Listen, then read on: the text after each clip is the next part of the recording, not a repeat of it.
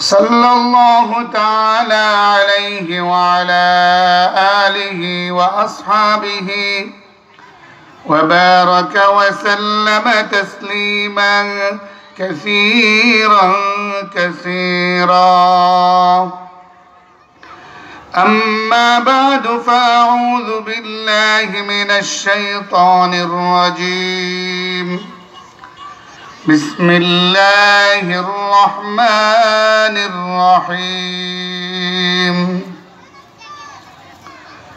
قل اللهم مالك الملك تؤتي الملك من تشاء وتنزع الملك ممن تشاء وتعز من تشاء وتذل من تشاء بيدك الخير إنك على كل شيء قدير. وقال رسول الله صلى الله عليه وسلم: من أحب لقاء الله أحب الله لقاءه، ومن كره لقاء الله كره الله لقاءه، أو كما قال عليه الصلاة والسلام. صلى الله على سيدنا ومولانا محمد وعلى آله وأصحابه وسلم. صلى الله على سيدنا ومولانا محمد وعلى آله وأصحابه وسلم. بلغ العلا بكماله كشف الدجى بجماله حسنت جميع خصاله. صلوا عليه وآله. इलाही कर दे हमें इस नबी की सामने, जिसने किया दंदा शहीद मैदाने उहुद में। बलगल उला बिकमालिही कशफत दुजा बिजमालिही हसनत जमीउ खिसालिही। सल्लु अलैहि व आलिहि। ला इलाहा इल्लल्लाह, ला इलाहा इल्लल्लाह, ला इलाहा इल्लल्लाह, ला इलाहा इल्लल्लाह मुहम्मदुर रसूलुल्लाह।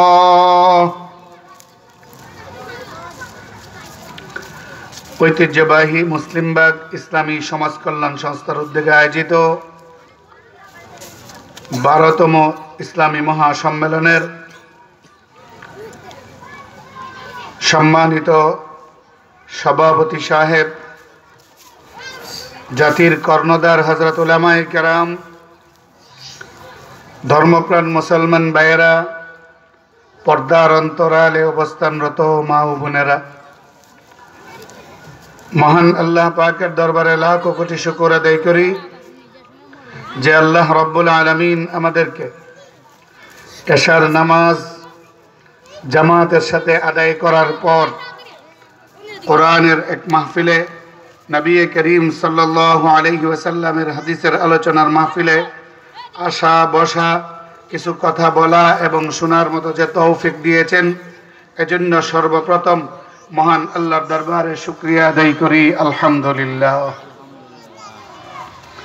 সাথে সাথে সকলে দোয়া করি আল্লাহ তাআলা যেন আমার মুখ দিয়ে আমলের নিয়তে কিছু কথা বের করে দেন, আপনারাও যেন আমলের নিয়তে শুনতে পারেন আমাদের সকলকে যেন আল্লাহ তাআলা আমলের তৌফিক দান করেন। সকলে বলে আমিন। সর্বপ্রথম একটা হাদিস আপনাদেরকে শোনাই। আল্লাহর রাসূল সাল্লাল্লাহু আলাইহি ওয়াসাল্লাম বলেছেন, যে ব্যক্তি এশার নামাজ জামাতের সাথে আদায় করলো সে অর্ধেক রাত নফল ইবাদতের সওয়াব পাইল। মাশাআল্লাহ। আমরা যারা এশার নামাজ জামাতের সাথে পড়তে পারছি, আল্লাহর রসুলের এই কথা অনুযায়ী আল্লাহ তাআলা আমাদের আমল নামায় অর্ধেক রাত ইবাদতের সওয়াব দান করবেন।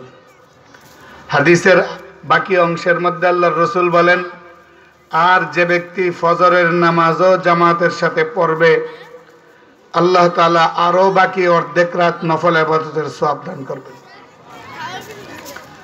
এজন্য ভাই, এশার নামাজ আর ফজরের নামাজ এই দুই ওয়াক্ত নামাজ মুনাফিকদের জন্য খুব কষ্টকর ছিল।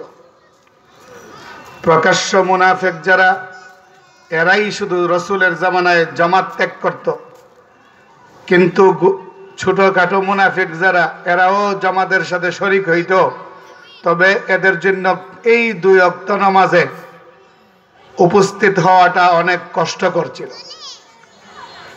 কারণ ঠান্ডার সময়, ঘুমের সময়, ফজরের সময় দেখবেন ঘুমের চাপ বেশি হয়। এ সময় শয়তান আইসা তাকে ঘুমানোর, বাচ্চারা যেভাবে আমরা ঘুম পাড়াই এভাবে শয়তান আইসা ঘুমানোর জন্য চেষ্টা করে, ঘুম পাড়ানোর জন্য চেষ্টা করে। তখন দেখবেন আরামের ঘুম লাগে। হাদিসের কিতাবের মধ্যে আছে যে শয়তান যখন তাকে চেষ্টা করে ঘুমানোর জন্য, ঘুম পাড়ানোর জন্য, ওই ব্যক্তি যখন যদি উঠে যায় তখন শয়তানে কয়েকটা গিরো দেয়, এই একটা গিরো খুলে যায়। আবার যখন যে উজু করে আরেকটা গিরো খুলে যায়, নামাজ যখন পড়ে আরেকটা গিরো খুলে যায়। তো ফজরের নামাজের পর দেখা যায় এই লোকটার শরীর অত্যন্ত আনন্দদায়ক এবং পেরেশান মুক্ত হয়ে থাকে। এজন্য এশার নামাজের গুরুত্ব খুব বেশি, ফজরের নামাজের গুরুত্বও বেশি। আমরা এশার নামাজ পড়ছি তো ইনশাল্লাহ? পড়ছি তো? ফজরের নামাজ পড়ার ইচ্ছা আছে কার কার? একটু হাত তুলে দেখে দেন। আল্লাহ কবুল করেন, সকলে বলে আমিন। আপনাদের এই মাহফিল দীর্ঘ 12 বৎসর ধরে হইতেছে। আমি মনে হয় 12 বৎসরের ভিতরে অধিকাংশ মাহফিলেই ছিলাম। আপনাদের সাথে মহব্বত, দ্বীনের খাতিরে এই মহব্বতের কারণে আসতে হয়। আপনারাও স্মরণ করেন, ওলামায়ে কেরাম আসেন। আজকেও আপনাদের, আমাদের বৃহত্তর সিলেটের গৌরব যাকে বলা হয়, তাকে জিন্দা লাইব্রেরিও বলা যায়, রেজাউল করিম আবরার সাহেব ঢাকাতে থাকেন কিন্তু বাড়ি সিলেটে। আপনি কথা শুনলে দেখবেন কিতাবের যোগ্যতা কেমন, ইলমের দৌড় কেমন। বাংলাদেশের মধ্যে বর্তমানে দলিল প্রমাণের দিক দিয়ে ওনার সামনে দাঁড়ানোর মতো আলেম খুব কমই আছে। এরপরে আরও ঢাকার মেহমানগণ আছেন, আলোচনা করবেন। আসলে আমি এই কথা কোনোদিন বলি নাই, হয়তো বাইতুল আমান মসজিদে 2 ঘন্টার উপরেও বয়ান হয়েছে। এই আপনাদের এই সংস্থার মাহফিলে কয়েকবারও বসছি, কিন্তু শরীরের অবস্থা এখন বেশি ভালো না। আলহামদুলিল্লাহ, আল্লাহ তাআলা যেভাবে রাখছেন শুকরিয়া। তারপরেও যতটুকু সময় চলে আমার গলায় দেয়, ইনশাল্লাহ চলবে, অসুবিধা নেই। বাকি আপনাদের বক্তা যারা একটু যোগাযোগ করে রাখেন, কারণ আমি ছেড়ে দিলে পরে আবার যদি বক্তা না থাকে আরেক ঝামেলা হইব। এজন্য কর্তৃপক্ষের কাছে বলবো বক্তাদেরকে একটু যোগাযোগ করে যেন কাছাকাছি থাকে, তাহলে ভালো হবে ইনশাল্লাহ। আমি আপনাদের সামনে সূরা আলে ইমরানের 26 নম্বর আয়াত তিলাওয়াত করছি। রাসূল করিম সাল্লাল্লাহু আলাইহি ওয়াসাল্লামের জীবনের 2টা ধারা ছিল, একটা হলো হিজরতের পূর্বে আর একটা হলো হিজরতের পর। রাসূল করিম সাল্লাল্লাহু আলাইহি ওয়াসাল্লাম মোট 63 বৎসরের হায়াত পাইছেন। আল্লাহর রাসূল দুনিয়াতে ছিলেন 63 বৎসর। এর মধ্যে 40 বৎসর বয়স যখন হইল তখন আল্লাহর পক্ষ থেকে রাসূল করিম সাল্লাল্লাহু আলাইহি ওয়াসাল্লামের কাছে কোরআন নাজিল হওয়া শুরু হইল। সর্বপ্রথম কোরআন ইকরা বিসমি রাব্বিকাল্লাযী খালাক খালাকাল ইনসানা মিন আলাক ইকরা ওয়া রাব্বুকাল আকরাম। এই 5টা আয়াত সূরা ইকরার আলাকের 5টা আয়াত সর্বপ্রথম নাজিল হয়েছে রাসূল করিম সাল্লাল্লাহু আলাইহি ওয়াসাল্লামের নবুয়ত প্রাপ্তির আগের জীবন। আপনারা জানেন আরবের মানুষ রসুলকে কি বলে ডাকতো? আল আমিন বলতো, আমিন এবং সাদিক বলে ডাকতো। রসুলের কাছে মিথ্যা কথার কোনোদিন তারা কেউ পায় নাই। রসুলকে সব সময় সত্যের উপরেই পাইছে। আল্লাহর রসুল যখন নবুয়ত প্রাপ্ত হইলেন, সাফা পাহাড়ের মধ্যে সকলকে ডাকলেন। আল্লাহর রসুল দাঁড়ায়া জিজ্ঞাসা করলেন, ও আরবের লোকেরা, আমাকে তোমরা কেমন মনে করো? আবু লাহাবের মতো লোক উত্তর দিয়েছিল, মা জাররাবনাকা কিযবা, হে মুহাম্মদ, দীর্ঘ 40টা বছর আমাদের কাছে অবস্থান করেছো, জীবনে তোমাকে কোনোদিন মিথ্যা বলতে শুনি নাই। এটা হইল রসুলের আদর্শ। যদি আমি রসুলের আদর্শ গ্রহণ করতে চাই, তাহলে আমার জীবন থেকে মিথ্যা কথা বাদ দিতে হবে। আমার জীবন থেকে মিথ্যা কথা বাদ দিতে হবে। বর্তমান এমন একটা অবস্থা হয়েছে, মিথ্যাটাকে কোনো গুনাই মনে করে না মানুষ। বিশেষ করে মোবাইলে মিথ্যার আরো সহজ করে দিছে। যদি তাকে মৌলভীবাজার কয় আসি শ্রীমঙ্গল, ঠিক কিনা? যদি কয় আছে এক জায়গায়, বলে আর এক জায়গায়। এরকম ভাবে শুধু সাধারণ মানুষ না, আমরা হুজুর রাজারা আছে এরাও কয়। বহু দেখছি কয় বক্তা বলছে হুজুর কই আছে, কয় সমুনাথ আছে। এখন আধা ঘন্টা চলে গেছে, এরপরও সমুনাথ থেকে আর বাইতুল্লাহ বানাইতে পারে না। এই মিথ্যার ছড়াছড়ি এবং মিথ্যা কথার সুযোগ বের করে দিছে মোবাইলে। আল্লাহর রাসূল সাল্লাল্লাহু আলাইহি ওয়াসাল্লামের আদর্শ হইল, মক্কার কাফেররা ঘোষণা দিছে 40 বছরের ভিতর আপনাকে কোনোদিন মিথ্যা বলতে শুনি নাই। আমি যদি নবীর আদর্শ গ্রহণ করতে চাই, আমি যদি আহলে সুন্নাত ওয়াল জামাত হতে চাই, তাহলে তো আহলে সুন্নাত অর্থ হইল সুন্নাত ওয়ালা, ওয়াল জামাত অর্থ হইল জামাতে সাহাবার অনুসরণকারী। আমি যদি আহলে সুন্নাত ওয়াল জামাত হই, তাহলে আমার মধ্যে নবীর সুন্নতের অনুসরণ থাকতে হবে, সাহাবায়ে কেরামের আদর্শের অনুকরণ থাকতে হবে। যদি নবীর সুন্নত আর সাহাবায়ে কেরামের আদর্শ মানতে পারি, তাহলেই আমি হব আহলে সুন্নাত ওয়াল জামাত। তো রসুলে যদি মিথ্যা কথা না বলে দেখেন, তাহলে আমি মিথ্যা কথা বললে বোঝা গেল আমি আহলে সুন্নাত হইতে পারি নাই। সাহাবায়ে কেরামের আদর্শের মধ্যে মিথ্যা কথা ছিল না। আমি যদি ওয়াল জামাত বলতে চাই, তাহলে সাহাবায়ে কেরামের আদর্শ আমার মধ্যে থাকতে হবে। যদি তাকে বোঝা যাবে যে আমি আমার ওয়াল জামাত হইতে পারছি। রাসূল করিম সাল্লাল্লাহু আলাইহি সাল্লাম আরবের মানুষকে যখন ডাকছিলেন, আবু লাহাব উত্তর দিয়েছিল, মা জাররাবনাকা কিযবা, আপনাকে কোনদিন মিথ্যা আমরা পাই নাই। আল্লাহর রাসূল সাল্লাল্লাহু আলাইহি সাল্লাম নবুয়ত শুরু করলেন। নবুয়তের ধারা চালু হইল, ইকরা বিসমি থেকে শুরু হইল। আল্লাহর রাসূল দাওয়াত দিতে লাগলেন। যখন রাসূল দাইকা বললেন, কুলু লা ইলাহা ইল্লাল্লাহ তুফলিহুন, হে আরবের লোকেরা, তোমরা যে মূর্তি পূজা করো, এই মূর্তির সামনে মাথা নত করো, মূর্তির সামনে খাবার দাও, এই মূর্তি তোমার কোনো উপকার করতে পারে না, মূর্তি তোমার কোনো ক্ষতিও করতে পারে না। উপকারের মালিক একমাত্র আল্লাহ। ফাইন্নাল ইজ্জাতা লিল্লাহি জামিআ, সমস্ত ইজ্জত সম্মান আল্লাহর হাতে, দুনিয়ার কোনো মানুষের হাতে নয়। কোনো মূর্তি খাওয়াইতে পারে না, মূর্তি হায়াত দিতে পারে না, মূর্তি কোনোদিন লক্ষ্মী আর অলক্ষ্মী হইতে পারে না। লক্ষ্মী পূজা করে না, কিসের জন্য পূজা করে? লক্ষ্মী পূজা করলে তার ঘরের মধ্যে লক্ষ্মী আসবে। দোকানে লক্ষ্মী পূজা করলে তার দোকানে লক্ষ্মী আসবে। লক্ষ্মী আর অলক্ষ্মী হওয়ার মূল মালিক কে? আল্লাহ। আল্লাহর হাতে লক্ষ্মী হওয়া আর অলক্ষ্মী হওয়া, কার ব্যবসা লক্ষণে যাবে অলক্ষণে যাবে, সবকিছু কার হাতে? আল্লাহর হাতে। এই মক্কার মুশরিকরা ছিল সবচেয়ে কট্টর মূর্তি পূজারী। রাসূল করিম সাল্লাল্লাহু আলাইহি সাল্লাম যখন দাওয়াত দিলেন, কুলু লা ইলাহা ইল্লাল্লাহ তুফলিহুন, হে আরবের লোকেরা, 33 কোটি দেবতার পূজা ছেড়ে দাও, মূর্তি পূজা ছেড়ে দাও, চন্দ্র পূজা ছেড়ে দাও, সূর্যের পূজা ছেড়ে দাও, তারকার পূজা ছেড়ে দাও, সমস্ত পূজা ছেড়ে দিয়ে এক আল্লাহর সামনে মাথা নত করে বলো, লা ইলাহা ইল্লাল্লাহু মুহাম্মাদুর রাসূলুল্লাহ। এই দাওয়াত যখন দিলেন, আবু লাহাব ডাক দিয়ে কয়, তাব্বান লাকা ইয়া মুহাম্মদ আলিহাদা জামাআতানা, ও মুহাম্মদ তোমার হাত ধ্বংস হোক, এই জন্যই কি আমাদেরকে এখানে একত্রিত করছো? আল্লাহর রাসূল দাওয়াত দিছেন, আল্লাহর পথের দিকে দাওয়াত দিছেন, দ্বীনের পথের দিকে দাওয়াত দিছেন, আর তারা রাসূলকে গালি দিছে। আল্লাহ রাব্বুল আলামিন এই গালির জবাবে সূরা লাহাব নাজিল করে দিয়া বলেন, তাব্বাত ইয়াদা আবি লাহাবি ওয়া তাব মা আগনা আনহু মালুহু ওয়া মা কাসাব সায়াসলা নারান যাতা লাহাব। আল্লাহ ডাক দিয়া বলেন, ও আমার হাবিব আপনি মনক্ষুণ্ণ হইেন না।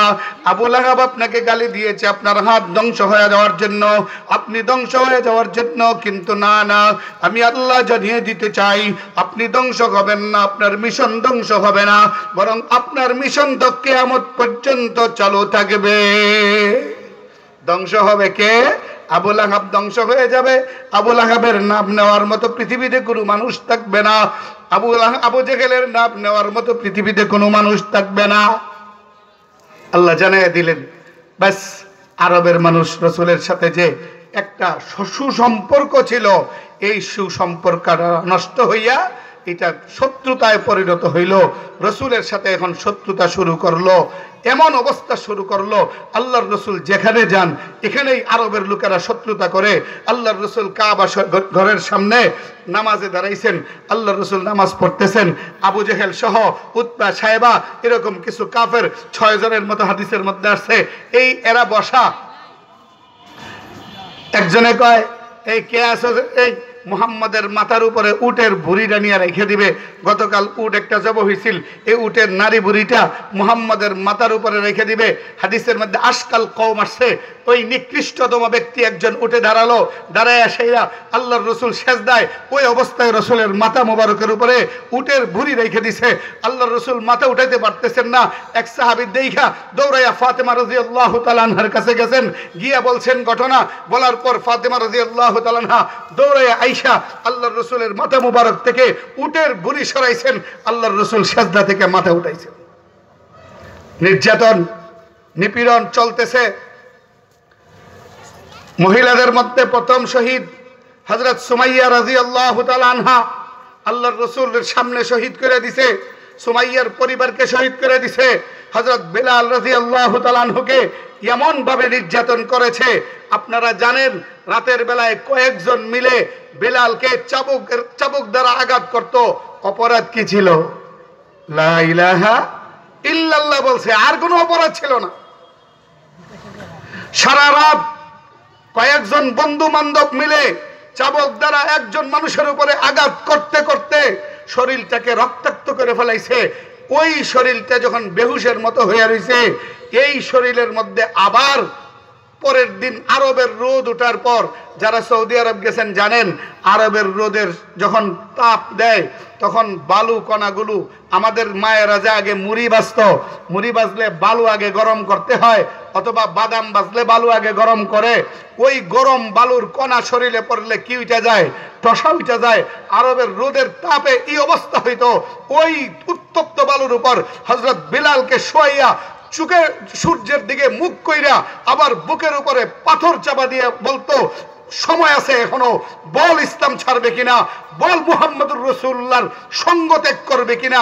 তখনও বেলাল পাথরের নিচ থেকে বলতো, আহাদ আহাদ, এক আল্লাহ এক আল্লাহ, 33 কোটি মূর্তি কিছুই করতে পারে না, ক্ষমতা একমাত্র আল্লাহর হাতে। আমাদের উলামায়ে কেরাম, কালকে আমার এক ছোট ভাই সম্পর্কে তাদের কাছ থেকে যে সমস্ত ঘটনা আমরা এখন শুনতে পাই, আগে তো দেশে বলার মতো পরিবেশ ছিল না। বেলাল রাদিয়াল্লাহু তাআলা আনহুকে যেভাবে নির্যাতন করেছে, এই পুলিশ প্রশাসন উলামায়ে কেরামের উপরও সমপরিমাণের নির্যাতন চালাইত। গতকাল আমার এক ছোট ভাই বলতেছে, ভাই আমার 8টা দাঁত খুলে ফেলাইছে, চাবার দিকের 8টা দাঁত খুলে ফেলাইছে, এবং এমন ভাবে পিটাইতো যে কয়েকটা বাড়ি খাওয়ার পর বেহুশ হয়ে যেতাম। এরপরে কি করতো যে আর কোনোদিন বুঝতাম না। আছে না নাই? আছে না গেছে? আরে এই পুলিশ প্রশাসন আছে না গেছে? গেছে। এই পুলিশ প্রশাসন আছে না গেছে? গেছে।